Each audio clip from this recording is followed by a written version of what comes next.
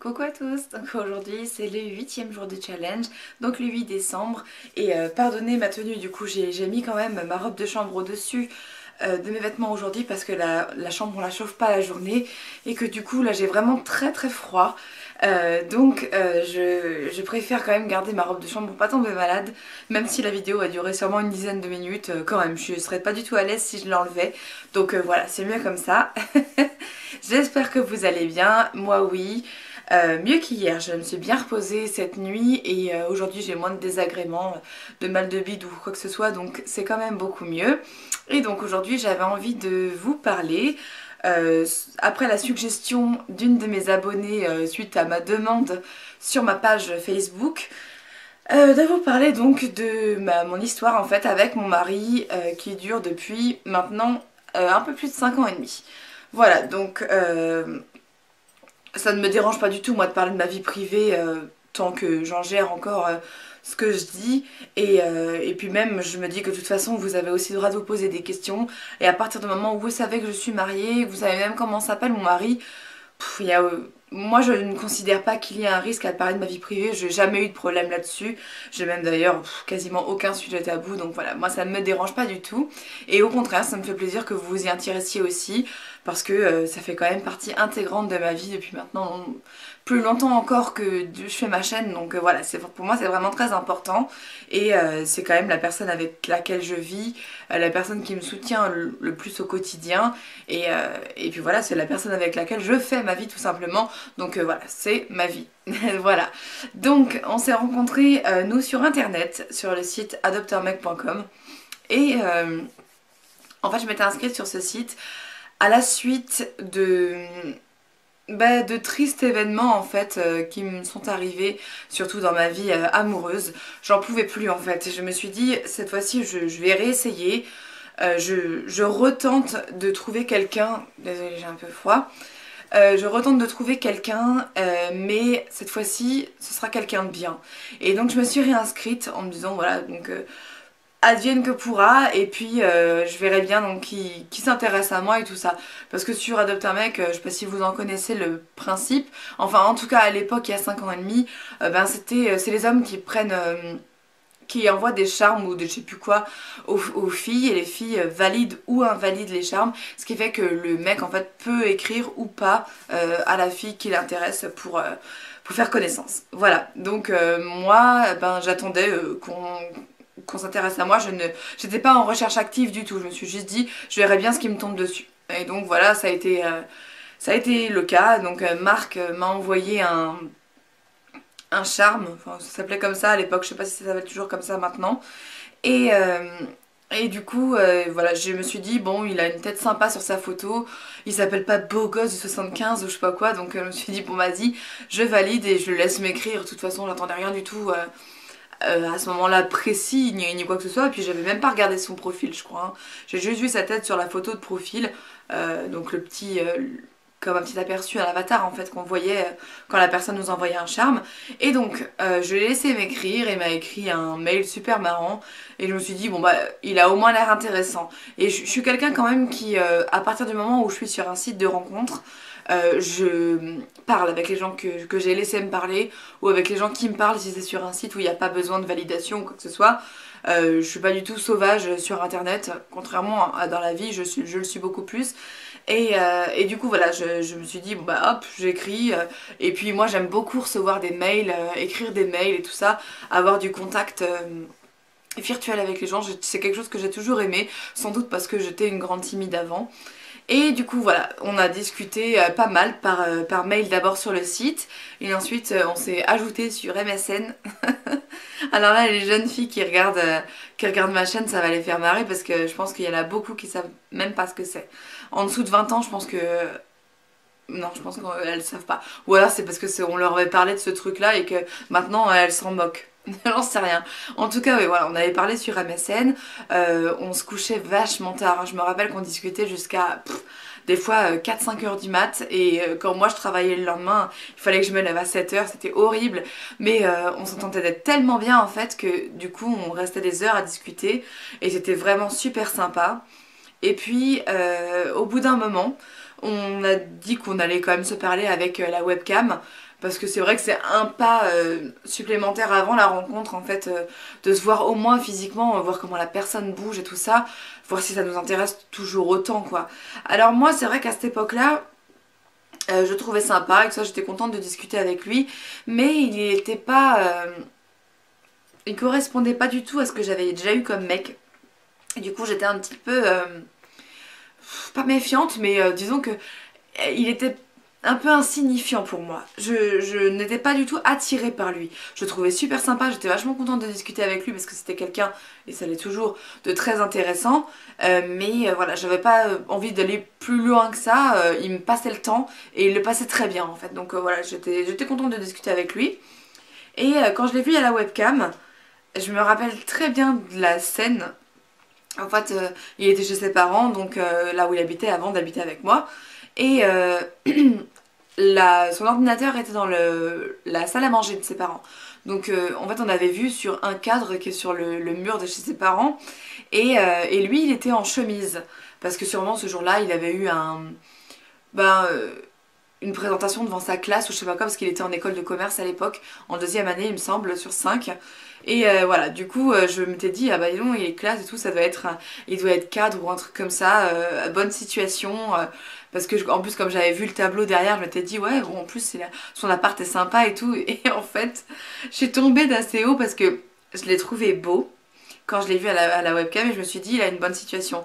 Et moi, à l'époque, je m'étais vraiment fait tout un film, en fait. Je m'étais dit, mon prochain mec, tellement je suis tombée sur des gros losers avant, il devra avoir un taf, une voiture, un appart. C'était pour moi le principal. Et c'était pas pour en profiter, c'était juste pour que lui ne profite pas de moi en fait. Pour la voiture c'était un peu dommage, un peu comme on dit, foutu d'avance parce que j'en ai pas. Mais c'est vrai que j'ai eu beaucoup de mecs qui se sont servis de moi, du fait que j'habitais dans un appart pour squatter chez moi, bouffer ma bouffe et être des gros connards par derrière. Donc voilà, c'est ça. Moi j'avais vraiment envie d'un mec qui s'assume pour ne pas qu'il se serve de moi. Donc du coup j'ai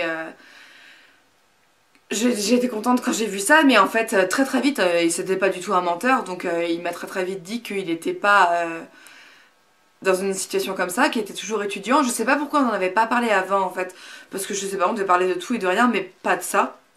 Peut-être que je lui parlais pas non plus de mon boulot, je sais pas du tout. Enfin bref, du coup, c'est vrai que je suis quand même tombée de haut et je lui ai dit, je me rappelle, je lui ai dit que j'étais un peu déçue parce que c'était pas vraiment la situation que je recherchais.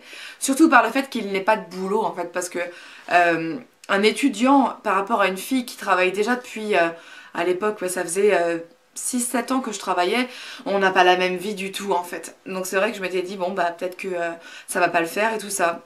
Mais comme on partait toujours du principe que de toute façon j'étais pas encore attachée à lui du tout, en plus je l'avais même pas vu en vrai ni quoi que ce soit, donc de toute façon ça me posait pas de problème.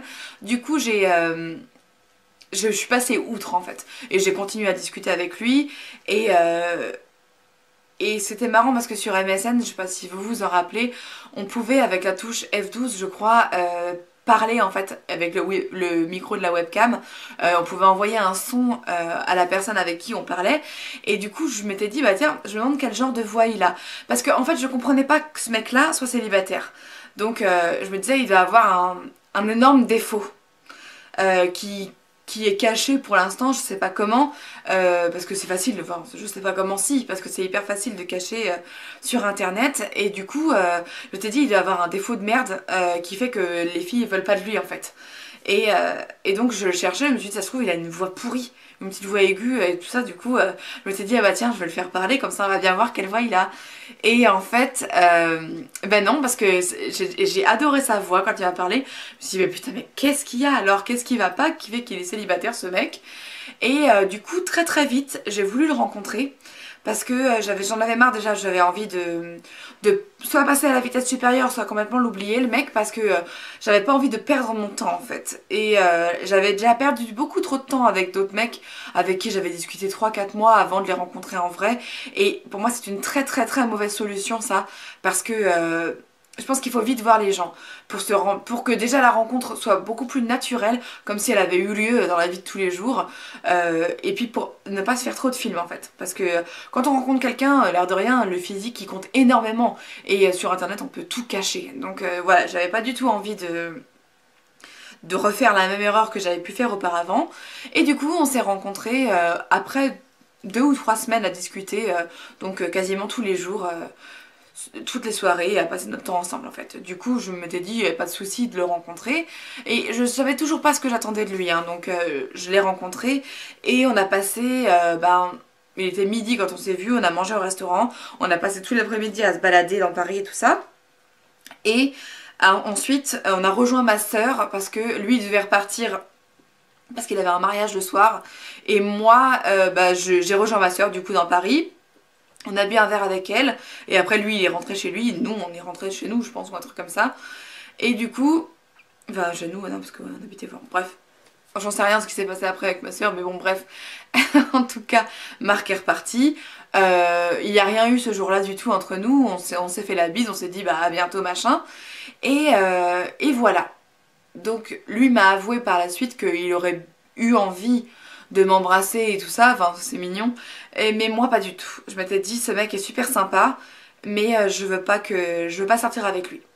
Je sais pas pourquoi je voulais pas vraiment sortir avec lui. Enfin si, je pense que je sais pourquoi. C'est parce que ça avait l'air d'être un mec super bien et que moi à l'époque j'étais tellement habituée au gros con et au gros dalleux que en fait c'était pas du tout ce que j'attendais d'un mec parce que c'est pas ce que j'avais connu. Donc voilà, tout simplement.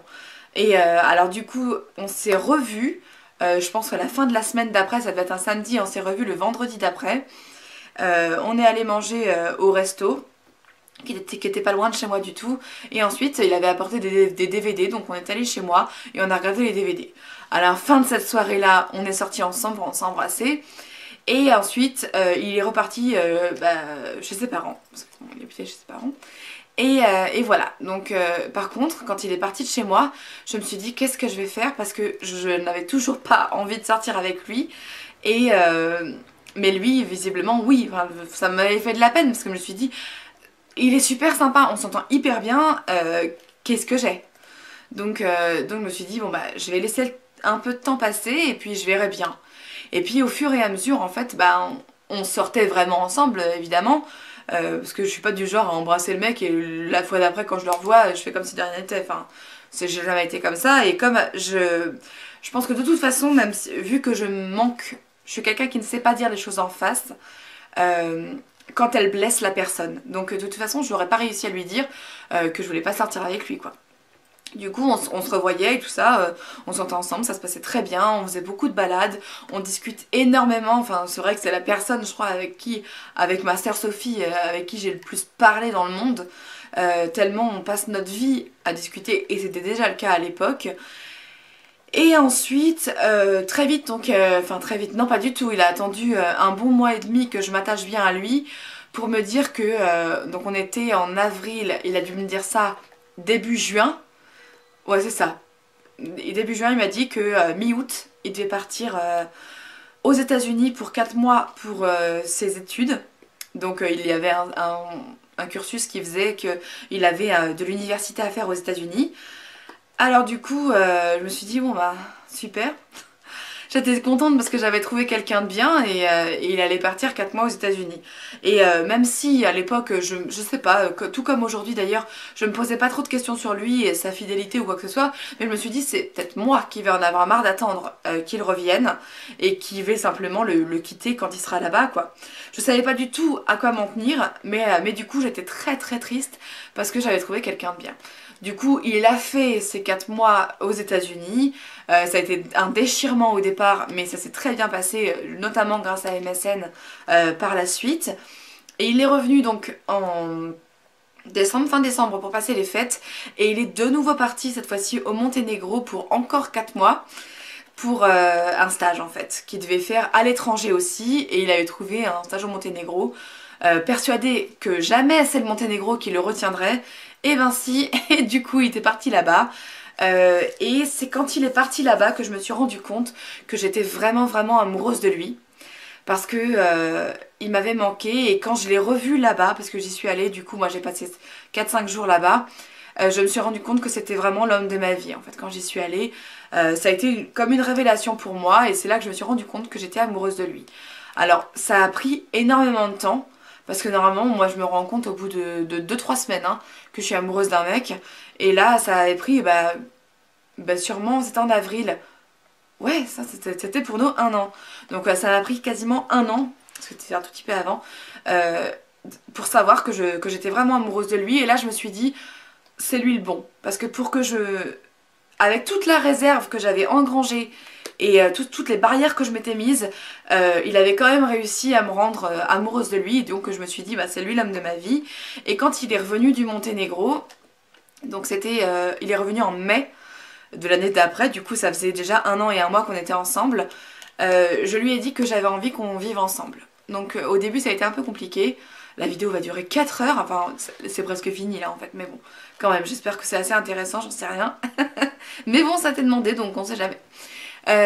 Oui, et donc après, quand il est revenu, j'ai demandé qu'on vive ensemble, et en fait, il a eu du mal parce que son frère était déjà parti de la maison, alors qu'il était plus jeune que lui, pour aller habiter chez sa copine. Et du coup, il avait un petit peu de réticence à laisser ses parents tout seuls. Donc il m'a dit qu'il préférait vivre 3 jours chez moi par semaine, 4 chez ses parents. Donc au début j'ai faisais un peu la gueule parce que ça m'énervait en fait. Je me suis dit bon bah on est ensemble ou on n'est pas ensemble. Moi j'avais passé l'âge des relations de collège et lycée, donc je m'étais dit j'ai que soit je m'engageais pas, mais qu'il fallait qu'il fasse un choix quoi. Donc j'ai un petit peu mis la pression et en fait très vite il est venu vivre avec moi. Et ensuite j'ai eu plusieurs... on a déménagé... À cette époque-là, non, j'avais déjà déménagé. On a redéménagé ensemble donc, dans notre appartement de Courbevoie. Et à partir de là, les choses se sont vraiment enchaînées. Au bout de 3 ans de relation, il m'a demandé en mariage. Donc j'étais la plus heureuse du monde parce que ça a été une demande toute simple. Exactement comme notre amour, évidente et simple en fait. On était en train de discuter avant de dormir, donc on était dans le noir. Je pense que pour lui ça a vachement facilité les choses. Et il m'a demandé de l'épouser, donc j'ai dit oui. Mais sur le coup, je me suis dit, est-ce que je l'ai poussé à ce qu'il me demande en mariage? Parce que c'est vrai que je lui avais mis pas mal de pression. Ou est-ce qu'il est vraiment prêt à me demander en mariage? Du coup, j'ai dit oui et tout. J'ai pleuré, je trouvais ça trop mignon et tout ça. Et puis, il n'y avait pas de bague pour moi, donc me suis dit que je m'en foutais complètement parce que j'avais déjà plein de bagues que je mettais de toute façon à l'annulaire gauche, prétendant que j'étais fiancée de toute façon pour que les mecs me fichent la paix. Et donc je me suis dit bon j'aurais pas de bague, mais j'ai été demandée en mariage, donc j'étais super contente. Et ça c'était le 8 janvier en fait. Et c'était quand, peut-être mi-février ou fin février, on a passé un week-end à Deauville. Et en fait là, sur la plage à Deauville, il m'a redemandé en mariage avec une bague cette fois-ci qu'il était allé prendre chez le bijoutier. Et du coup c'était vraiment magique parce que je m'y attendais absolument pas. De toute façon je l'ai toujours dit, lui c'est le roi de la surprise. Je sais pas comment il fait et il tient ça de son père parce que son père est aussi comme ça. Pour lui il y a des choses qui sont sacrées et faire des surprises, ils aiment beaucoup ça. Et donc je suis comblée parce que moi j'adore les surprises.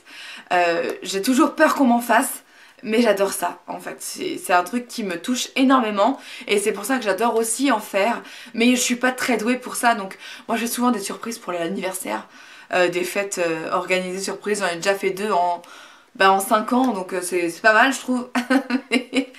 Mais voilà, moi j'aime beaucoup du coup recevoir des surprises et celle-ci elle a été vraiment, vraiment ouf quoi. Donc ça c'était en février, en fin mai on s'est fiancés avec nos familles et tout ça, pour qu'ils se rencontrent et que ce soit beaucoup plus officiel. Il avait déjà rencontré mes sœurs et mon papa, mais mes sœurs et mon papa n'avaient pas rencontré ses parents et son frère. Donc voilà, ça a été fait à l'occasion de nos fiançailles. Et ensuite, on s'est mariés donc le 1er juin 2013. Et donc ça c'était 1 an après, puisque on s'était fiancés le 30 mai je crois. C'était jour d'anniversaire de Marc ou un truc comme ça même. Bref, j'en sais rien, en tout cas c'était juste 1 an avant. Et du coup, on s'est mariés ensuite le 1er juin 2013 dans la maison de vacances de ma tante et marraine. Donc on avait une 60aine d'invités, c'était un petit mariage mais qui nous ressemblait, qui était assez simple et cosy. Les gens nous ont dit qu'ils avaient beaucoup aimé notre mariage. Moi c'est vrai que je me dis souvent qu'on aurait dû faire quelque chose de plus grandiose. Mais en même temps, ça nous aurait pas ressemblé et j'étais déjà tellement stressée de par ma timidité et le fait que j'aime pas qu'on fasse attention qu'à moi. C'est comme quand je fête mon anniversaire, je suis toujours gênée parce que j'adore faire la fête avec mes amis, mais que ce soit en mon honneur, j'ai beaucoup plus de mal en fait. Donc c'est un peu ambigu comme situation et du coup ça me faisait ça pour mon mariage et le fait d'avoir 60 invités, c'était déjà très très bien pour moi parce que j'en voulais pas tellement plus. Mais c'est vrai que je passe beaucoup de temps depuis à me dire est-ce qu'on n'aurait pas dû mettre plus de ci, plus de ça, faire plus attention à ci. Et voilà, du coup c'est vrai que j'ai quelques petits regrets, mais on s'en fiche parce que de toute façon, on refera notre mariage, je pense, quand on aura une situation financière un peu meilleure. Parce que là, ça a été... honnêtement, on est à chaque fois allé au moins cher, au moins cher, au moins cher, parce qu'on n'avait pas du tout d'argent. Et que même malgré l'aide de mon papa et de ses parents, ça n'a pas été du tout évident parce qu'on voulait payer la majorité de notre mariage. Et du coup, c'est vrai que ça a été assez chiche. Mais voilà, mais les gens n'ont pas vécu comme ça d'après ce qu'ils nous ont dit. Donc tant mieux, mais c'est vrai que nous on avait pas mal de regrets quand même par rapport à ça. Mais on a passé un super bon moment à notre mariage et je pense qu'on n'aurait pas pu avoir mieux, enfin rêver mieux en tout cas que ça se passe aussi bien que ça. En plus on a été bénis sur la météo, un truc de ouf. Et voilà. Bon bah voilà, donc en tout cas depuis qu'on s'est mariés juin 2013, là en juin 2014 ça a fait un an et tout va toujours aussi bien, on s'entend toujours aussi bien qu'au premier jour, si ce n'est plus les jours passants. J'ai un mari exceptionnel et jamais de ma vie j'aurais pu penser que je tomberais sur quelqu'un comme lui et enfin ça m'émeut vachement de le dire parce que j'ai tellement de chance et c'est pas donné à tout le monde. Donc voilà, je suis vraiment super heureuse, j'ai l'air d'une conne à chialer en vidéo mais... voilà, ça sort vraiment du plus profond de mon cœur. J'ai quelqu'un d'exceptionnel et puis là, les choses ont l'air d'aller très très bien pour nous. On est en train de fonder notre famille et puis voilà. Hein. Donc il manque plus que le boulot. Hein. Donc c'est tout ce qui nous manque et je crois que on a la santé, on a la famille, on a le bonheur et la complicité. Après le travail et l'argent... Pour moi, ça vient vraiment après tout ça, c'est moins important. Même si ça l'est malheureusement parce que notre société nous l'impose, c'est pour moi moins important et on a déjà tout pour être heureux. C'est tout ce qui compte. Voilà, écoutez, j'espère que cette vidéo aura plu à celles qui voulaient que je parle de ça. C'est vrai que j'ai pas mal de questions et j'avais jamais pris la peine de parler de notre histoire et de mon mari en vidéo. Voilà, écoutez, j'espère qu'il ne regardera pas cette vidéo. En tout cas, je lui dirai de ne pas la regarder. On la regardera plus tard, quand nos enfants seront vieux et qu'on s'aimera plus. Comme ça, ça nous redonnera peut-être un nouvel élan. Voilà, en tout cas, je vous embrasse très très fort. On se retrouve demain pour une nouvelle vidéo. Et d'ici là, portez-vous bien.